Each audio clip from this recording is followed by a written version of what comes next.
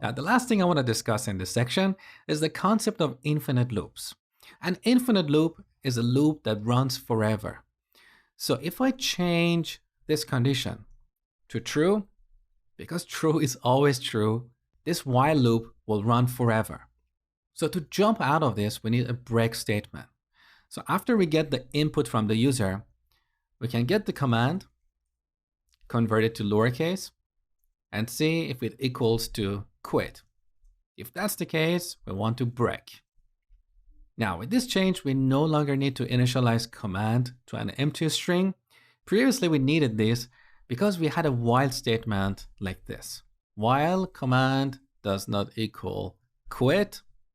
So we had to define this command variable, and that's why we have set it to an empty string.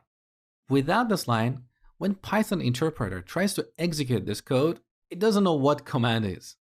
So now that we have an infinite loop, we no longer need to define command and set it to an empty string. So in terms of functionality, this program is exactly the same as the program we wrote in the last lecture. Just be aware of these infinite loops. Because they run forever, you should always have a way to jump out of them. Otherwise, your program will run forever. And this can sometimes cause issues because if you're executing operations that consume memory, at some point your program may run out of memory and crash.